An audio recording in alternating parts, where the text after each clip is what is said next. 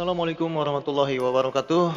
Ketemu kembali di cerita malam hari bersama saya, Rian. Terima kasih buat kalian yang sudah klik video ini, dan buat kalian yang baru bergabung, jangan lupa klik tombol subscribe dan like-nya, supaya agar cerita malam hari bisa memberikan cerita-cerita yang menarik dan bisa memberikan pelajaran buat kita. Membahas hal-hal tentang cerita mistis atau misteri ya. Memang di Indonesia ini hal-hal seperti misteri atau mistis yang berbau horor itu merupakan sebuah cerita sakral. Jadi masyarakat Indonesia ini memang menyukai sebuah cerita-cerita mistis atau yang berbau-bau misteri. Membahas tentang sebuah cerita mistis atau misteri. Di Indonesia itu banyak hal-hal atau cerita-cerita misteri yang perlu digali dan perlu dibahas. Kali ini saya akan membahas atau menceritakan membahas tentang indigo ya. Indigo itu jadi istilahnya adalah seseorang yang diberi oleh Tuhan sebuah keahlian atau kemampuan batin untuk melihat sesuatu hal yang gaib atau yang penuh dengan misteri. Jadi indigo itu merupakan sebuah karunia Tuhan yang lahir secara alami tanpa mempelajari suatu kadang kan orang ingin mempelajari sebuah ilmu kebatinan atau hal-hal yang berbau gaib. Kadang-kadang kan orang dengan cara mempelajarinya dulu. Tapi berbeda dengan indigo. Indigo itu merupakan suatu hal yang dikaruniai Tuhan secara alami. Jadi indigo itu merupakan kemampuan yang sudah ada pada dirinya sendiri, tanpa mempelajari ilmu-ilmu yang lain untuk mengetahui hal-hal gaib. Indigo itu juga banyak dipunyai atau oleh orang-orang Indonesia. Selain ada indigo juga ada istilahnya lagi tentang seseorang itu yang mudah. Intinya artinya mudah atau gampang dirasuki oleh makhluk-makhluk gaib atau makhluk-makhluk astral. Yang sering disebut juga banyak orang mengatakan dia itu mempunyai artinya iga atau iga yang mempunyai iga jarang atau rusuk yang jarang. Jadi dia itu mudah untuk dirasuki oleh jin-jin gaib atau jin korin. Berbeda dengan hal seperti indigo. Indigo itu merupakan, jadi memang dia itu sesuatu hal yang alami yang dia miliki. Jadi sudah ketentuan alam, dia bisa berbicara dengan hal atau makhluk-makhluk gaib. Seorang indigo itu kebanyakan dia itu bisa berbicara dengan makhluk-makhluk gaib tanpa mempunyai rasa takut ya. Tanpa ada rasa takut dia bisa berbicara dengan makhluk-makhluk gaib. Dan kadang juga dia bisa mengetahui hal-hal tentang yang akan terjadi di masa depan. Berbeda dengan orang yang mempunyai iga jarang. Iga jarang itu kebanyakan memang gampang dirasuki, tapi dia tidak sadar, artinya kerasukan. Mudah untuk dirasuki oleh jin atau makhluk gaib. Tapi indigo ini beda. Beda artinya dia kadang-kadang sosok makhluk gaibnya ini ingin bercerita. Jadi menurut pengalaman saya ada teman saya itu mempunyai iga jarang ya. Jadi segala aktivitas dia itu, kehidupan dia selalu dihantui oleh hal-hal yang gaib. Tapi dia bukan termasuk indigo, dia masuknya adalah seperti mempunyai iga jarang yang gampang untuk dirasuki. Sebut aja namanya Wawan. Jadi Wawan ini, teman saya ini, mempunyai iga jarang yang gampang dimasuki atau dirasuki oleh makhluk-makhluk gaib. Seperti dia banyak bercerita tentang hal-hal gaib kepada saya. Jadi ada suatu cerita atau hal aneh gaib yang dia alami. Waktu itu dia sempat bercerita ya, banyak mengalami hal-hal aneh atau hal-hal gaib. Dan dia itu gampang untuk dirasuki sosok-sosok makhluk astral atau gaib. Seperti ada kisah cerita waktu saat dia bermain atau berkunjung ke rumah saya. Jadi Wawan ini pada saat itu berkunjung ke rumah saya berdua bersama temannya malam hari sekitar jam 8 malam. Dia main ke rumah saya bersama dengan temannya berdua. Setelah kita ngobrol, berbicara panjang lebar, akhirnya dia memutuskan untuk pulang ke rumahnya dan sekaligus mengantar teman perempuannya juga untuk mengantar pulang temannya juga. Pada saat dia pulang dari rumah saya itu memang tidak ada hal-hal aneh. Tidak ada hal-hal aneh yang dia pikirkan. Akhirnya pulanglah dia untuk mengantar temannya sekaligus dia juga pulang karena pada saat itu waktu sudah malam juga sekitar pukul jam 10 dia pulang. Setelah pulang di rumah saya dia naik motor dan keadaan motornya itu memang normal, tidak ada kerusakan segala macam. Setelah itu dia naik motor. Nah, pada saat memang tidak jauh dari tempat rumah saya itu ada sebuah tempat itu masih terdapat hutan. Jadi hutan itu kebanyakan kebun-kebun bambu dan pohon-pohon besar, seperti pohon-pohon kapuk, pohon beringin. Tapi di situ juga ada rumah-rumah penduduk. Dan memang tempat ini juga dari dulu memang disakralkan, artinya disakralkan merupakan tempat yang angker juga ya.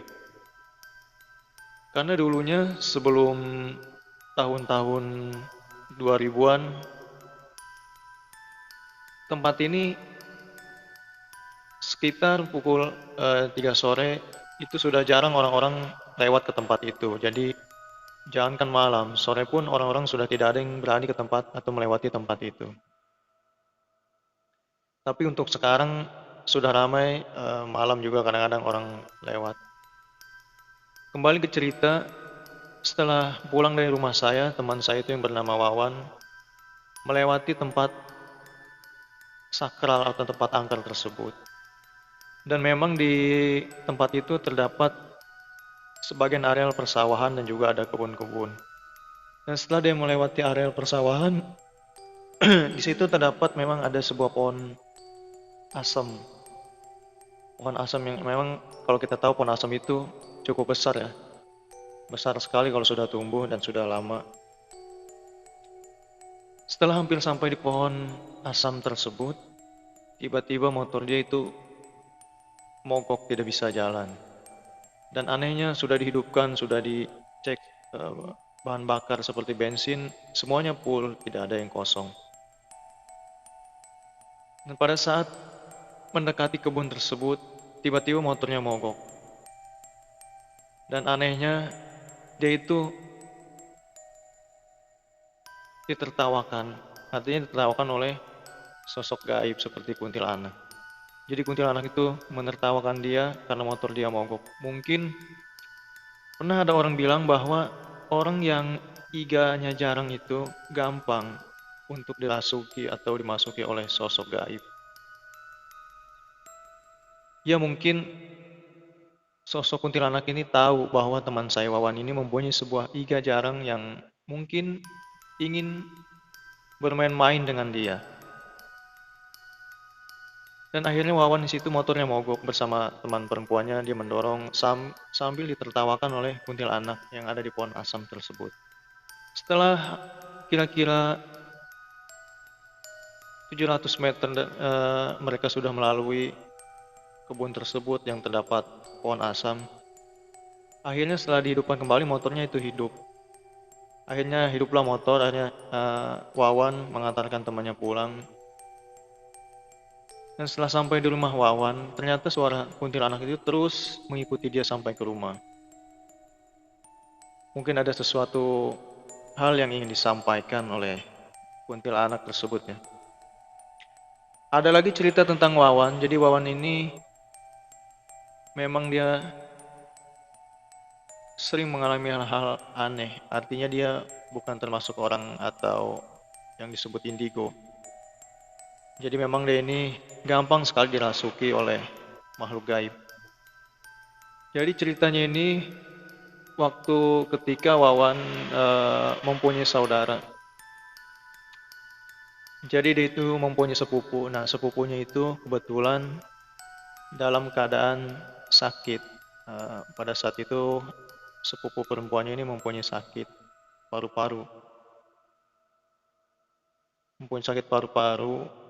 Dan dia juga mempunyai seorang suami sepupunya ini.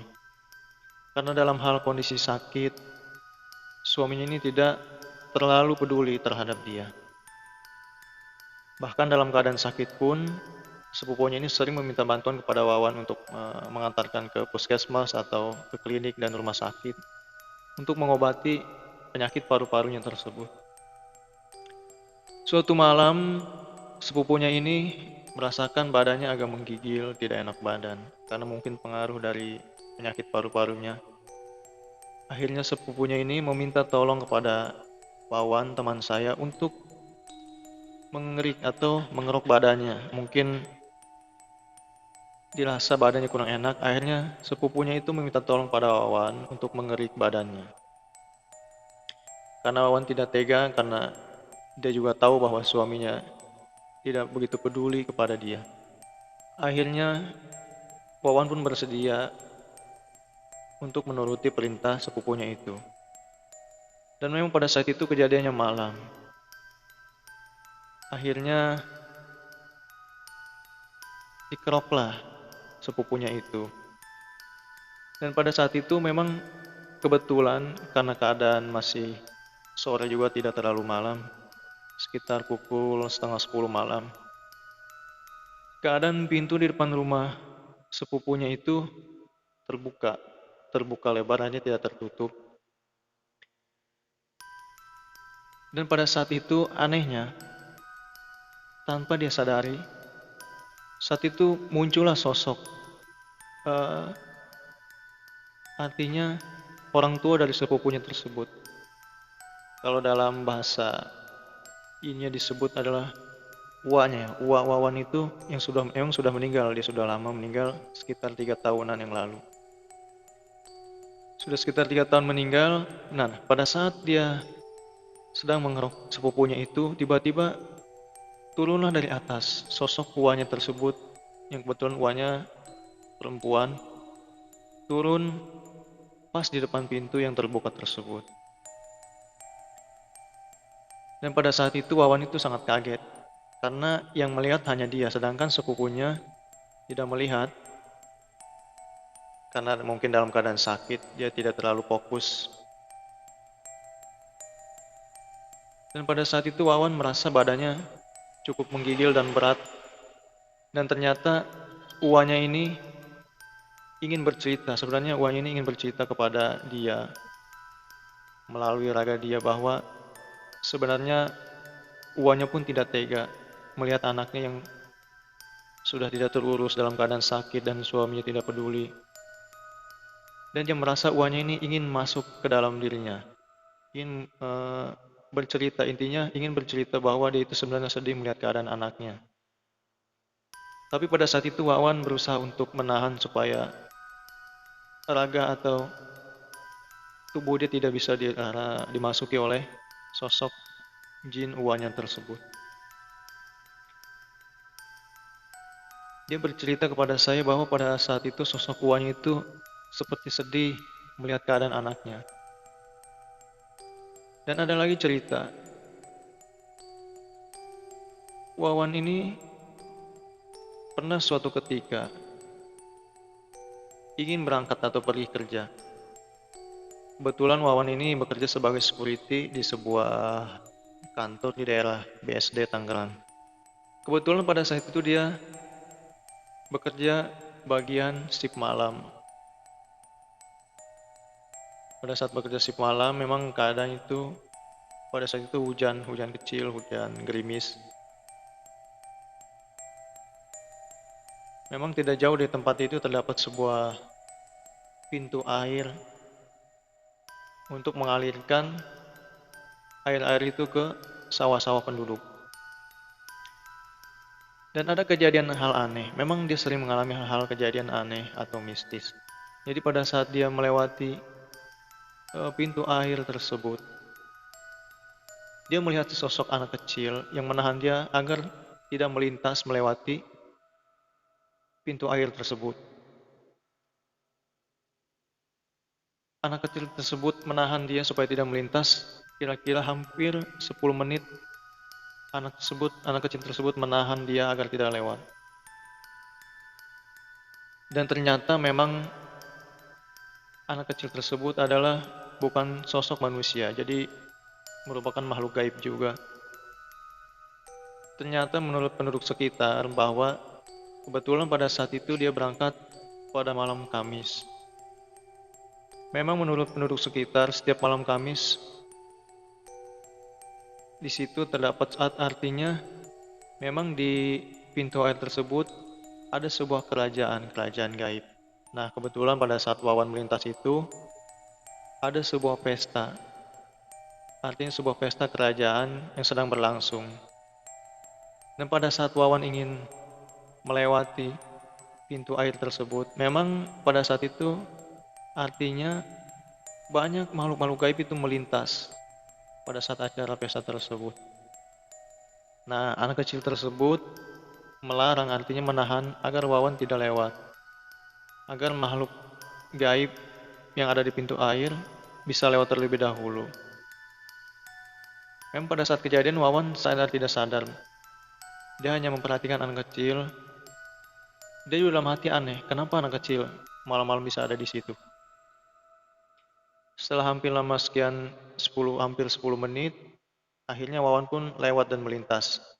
Setelah melewati pintu air, akhirnya Wawan tersadar bahwa baru saja dia mengalami hal kejadian aneh.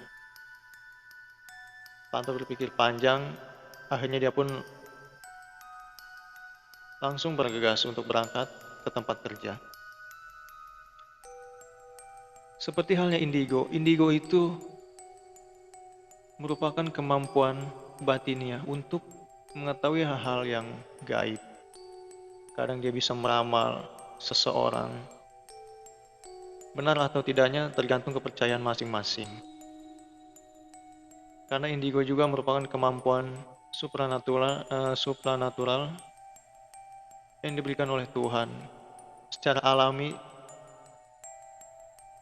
Artinya secara alami tanpa mempelajari ilmu-ilmu yang bersifat kebatinan. Banyak fenomena-fenomena aneh, banyak fenomena-fenomena aneh tentang indigo ini. Ada yang bilang bahwa indigo itu tidak bisa diobati.